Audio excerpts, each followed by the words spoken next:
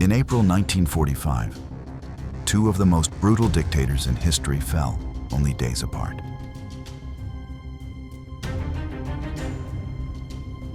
One was executed by the very people he once ruled. The other took his own life in an underground bunker, far from the people he claimed to lead. But before their downfall, Benito Mussolini and Adolf Hitler shared more than just an ideology. They were bound by a fragile alliance, built on ego, distrust, and an insatiable hunger for power.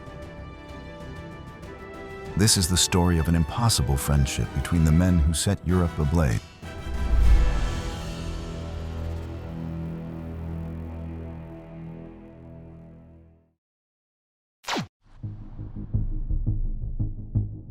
Few remember that before Adolf Hitler became one of the most feared dictators of the 20th century, he himself had an idol, a man he admired who was not German. We are talking about Benito Mussolini, the Duce of Italian fascism. As a young leader of the fledgling National Socialist German Workers' Party, Hitler saw him as an almost mythical figure. The man who managed to impose order with an iron fist, restore Italian national pride, and turn his party into the only voice of the state. In 1922, while Mussolini rose to power after his famous March on Rome, Hitler was merely a political agitator in Munich who looked up to him with fascination, a mix of envy and devotion. A year later, after his failed coup attempt, Hitler wrote a letter to the Duce. In it, he called him "my inspiration" and thanked him for proving that fascism could seize power without asking for permission. That letter, written from prison, became the first bridge between their regimes. Hitler borrowed everything he could from Italian fascism: the use of paramilitary uniforms, martial iconography, propaganda strategies, and even political intimidation tactics.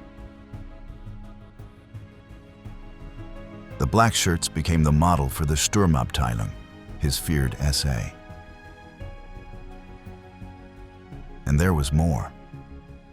Mussolini financed the Nazi Party more than once during its marginal years. In many ways, he was an ideological, logistical, and economic godfather. Hitler knew this, and for years presented himself as a disciplined student who dreamed of replicating the fascist experiment on German soil. But power is not inherited. It is conquered. And for Hitler, that conquest would take 10 long years to materialize. Finally, on June 14th, 1934, the two leaders met face to face for the first time in Venice.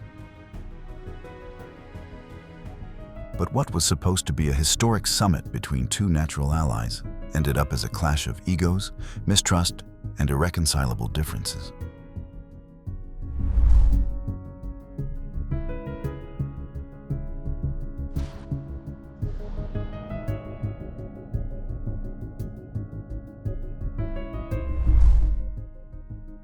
Out of pride, Mussolini dispensed with a translator. He trusted his command of German. But the Duce had not accounted for Hitler's harsh Austrian accent, nor for his convoluted phrasing and relentless monologues. The conversation was a disaster, not only because of the language barrier, but also because of the Führer's attitude: domineering, arrogant, and unwilling to listen. The Duce was displeased. In private, he said Hitler was boring, cloying, and unbearable. He accused him of talking without pause, of delivering speeches disguised as dialogue. Worst of all, he felt the Nazi leader looked down on him, failing to respect him as a pioneer. There was something else. While both were racists, they did not share the same vision of the subject. Hitler spoke of superior and inferior races, of a hierarchy in which Italians did not sit at the top. Mussolini, deeply nationalist, could not tolerate that view. He felt that his people, descendants of the ancient Romans, could not be subordinate to anyone. The ideological poison that united them also drove them apart. On the other hand, the Duce believed he had seized power with his own hands, marching into Rome with tens of thousands of men, wresting the government from the monarchy, and refounding Italy in the image and likeness of the empire. Mussolini felt that Hitler, by contrast, had come to power through shadowy maneuvers, deals with fearful conservatives, and a weak, fragmented German political system. Thus, what seemed like a natural alliance between two charismatic dictators turned into an uncomfortable relationship, with more tension than harmony.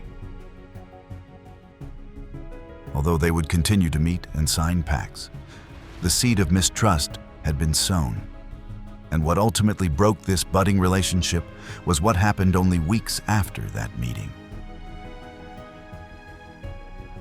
On July 25, 1934, Austrian Nazis, secretly supported by Heinrich Himmler's SS, attempted to seize power in Austria.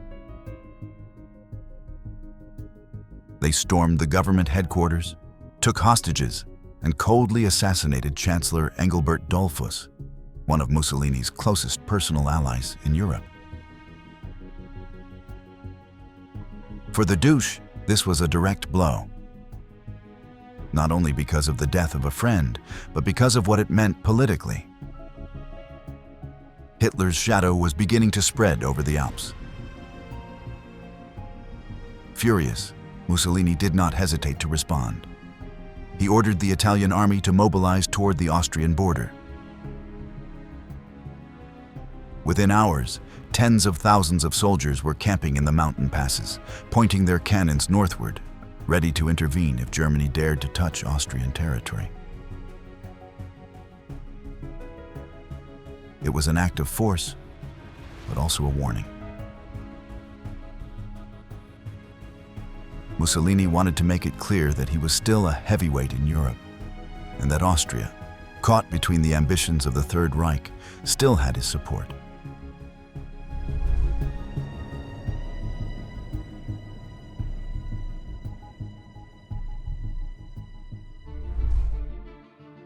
Hitler, still consolidating his power in Germany, chose to back down. He publicly distanced himself from Dollfuss's assassination and denied any direct involvement in the coup attempt. But the damage was already done. Trust, if it had ever existed, evaporated. From then on, the bond between the two dictators was a taut rope. Mussolini, once a mentor figure, now felt sidelined. And Hitler, who feigned respect, had already decided that the Berlin-Rome axis would move to his rhythm. Yet despite the distrust, the veiled contempt, and the cultural misunderstandings, Hitler and Mussolini found common ground. Both dreamed of renewed empires, of strong nations, racially pure and united under a single leader.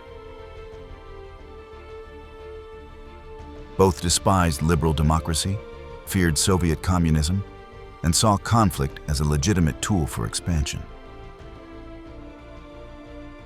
And it was that shared worldview that drew them closer.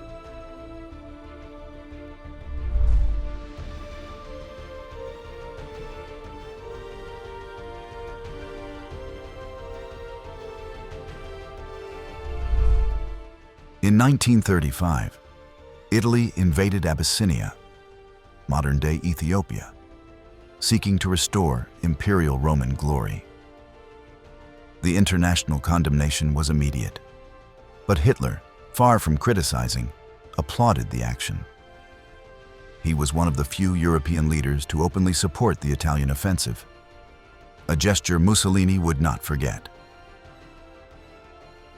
In 1936, cooperation took another step forward. Both dictators sent weapons, troops, and planes to support General Francisco Franco in the Spanish Civil War. Germans and Italians fought side by side, bombing cities and ensuring the triumph of fascism in southern Europe. It was the first real display of what a Nazi-fascist alliance could achieve. In September 1937, Mussolini traveled to Germany. During his visit, he toured factories, watched tanks parade, heard frenzied crowds shouting Hitler's name, and was dazzled. For years, he had considered himself the model to follow. But now, faced with the Third Reich's military machine, he understood that his time as mentor was over. 2 months later, Italy joined the Anti-Comintern Pact alongside Germany and Japan, an agreement to confront the threat of international communism. The ideological axis was set, but with the alliance came submission. Hitler's power grew like an unstoppable tide, and Mussolini began yielding to his pressures. In 1938, the Duce signed the infamous Manifesto of Race, stripping Italian Jews of their rights and opening the door to systematic persecution. A decision that displeased even part of his own circle, but one that owed more to his desire to align with Hitler than to any deep conviction. Nei colloqui durati dal 7 al 10 aprile, il Duce e il Führer hanno riconfermato la loro decisa risoluzione e quella dei loro fofoli di condurre la guerra fino alla vittoria definitiva e alla completa eliminazione di ogni pericolo futuro che da Occidente o da Oriente minacci lo spazio europeo-africano. And yet, amid the distrust and ideological differences, the relationship between the two dictators grew closer. Mussolini began to see Hitler in a new light. He described him as someone sentimental, capable of true affection, and was convinced that their alliance was a personal bond, not just a political one. 28 years ago, a young Italian journalist was living in exile in Austria, poor and unknown. His name was Benito Mussolini. Today he is 54 years old, and as his train crosses the frontier into a Germany rolling her biggest drums to greet him, how different now is the part that fate has chosen him to play in the drama of world affairs. 24 years ago, no one had ever heard of the shy, daydreaming youth who lived in Vienna and whose name was Adolf Hitler. Today at 48, he too has completed his scramble to the pinnacle of power. That bond was sealed on May 22nd, 1939, with the so-called Pact of Steel. Rome and Berlin committed to providing each other with mutual military and economic support if either of the two powers went to war. However, differences soon emerged. Mussolini learned about Hitler's attack on Poland over the radio. He was never personally informed. Knowing that his forces were not yet ready, he asked the Führer for time, begging him to wait at least until 1942 to start an open conflict. But Hitler did not listen. 4 months later, without warning, he invaded Poland, starting World War II. And Mussolini, trapped by his own signature, could no longer escape the abyss opening beneath his feet. The Duce delayed his entry into the war as much as possible. It was not until June 1940, when France was already practically defeated by the Nazis, that Mussolini declared war, not out of conviction, but out of calculation. He did not want to be left without his share of the spoils. As fascism conquered Europe, the gestures of mutual disdain deepened. At the end of 1940, Hitler ordered the occupation of Romania without even informing his ally. For Mussolini, this was yet another humiliation. He decided to repay the affront with a reckless move. On October 28, 1940, While Hitler was traveling to Florence to meet him, Mussolini launched a surprise invasion of Greece. He gave no warning, asked no permission. He was paying him back in kind.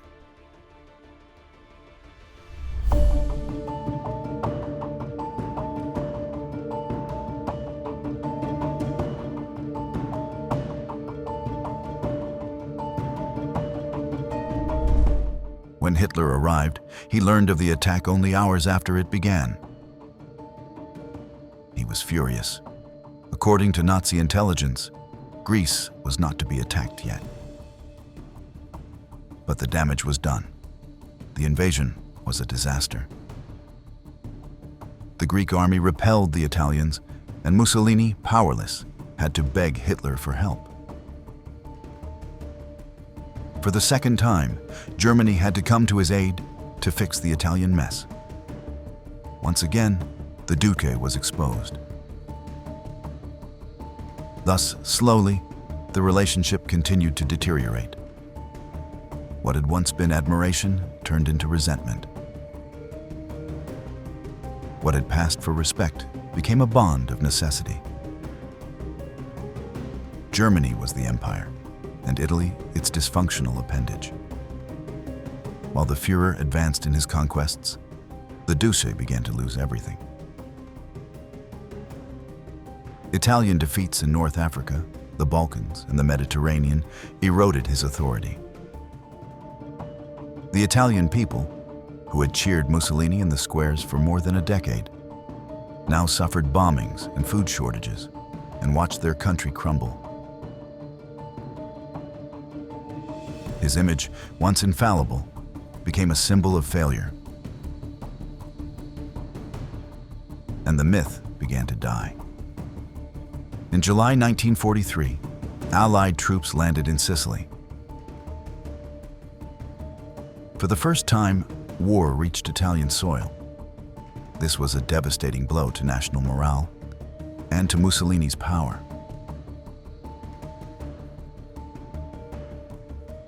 On July 25th, the Grand Fascist Council, the very body that had obeyed the Duce blindly for 20 years, voted against him.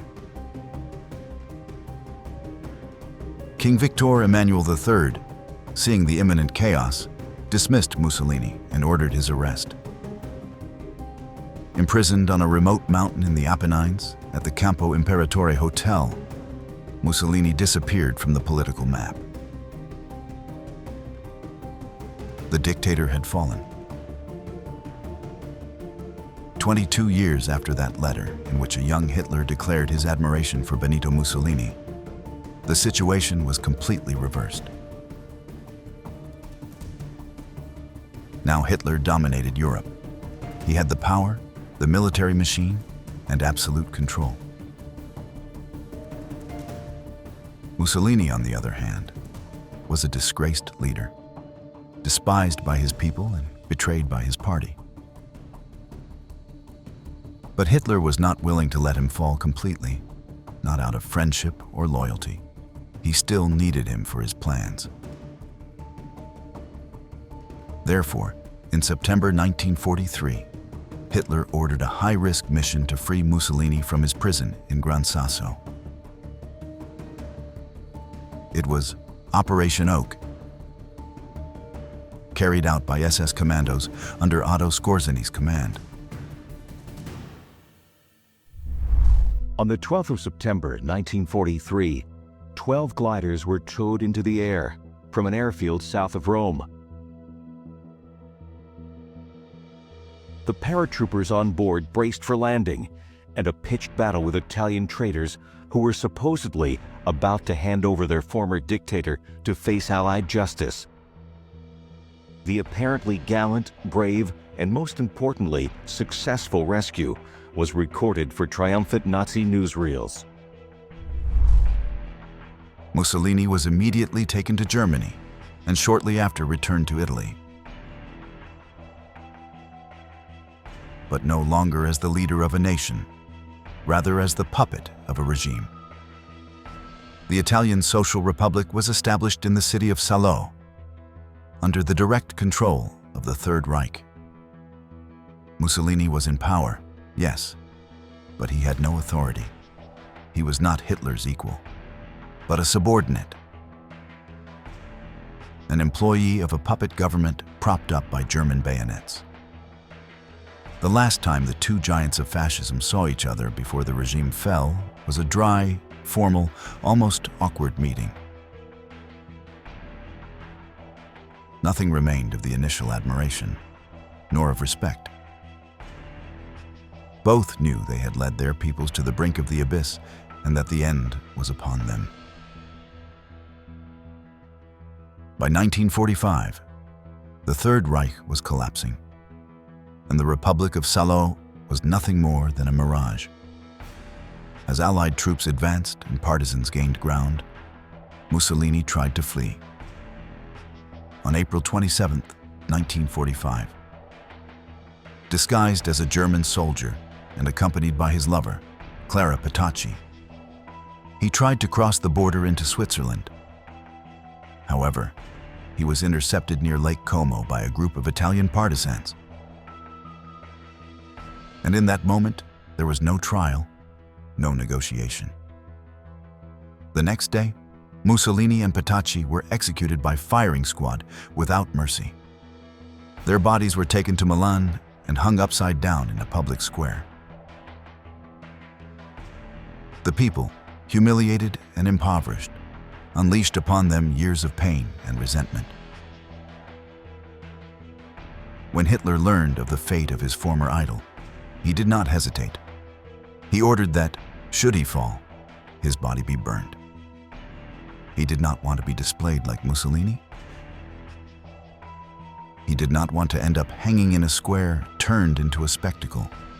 He wanted to disappear.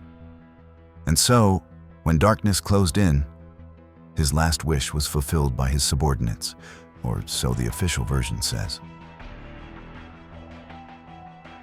The whereabouts of Hitler's body remain to this day a mystery surrounded by all kinds of theories. But that is a story for another day. Hitler and Mussolini, two men who began by admiring each other, who promised eternal empires and left only ruins. One wanted to rebuild the glory of Rome, the other to impose a 1,000-year Reich. But the fascism that united them also blinded them.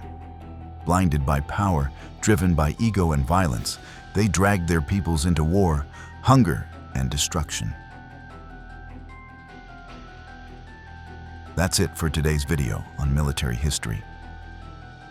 If you enjoyed this content, we invite you to subscribe to the channel and turn on notifications to keep receiving content like this. And with nothing more to add, we say goodbye. Until next time.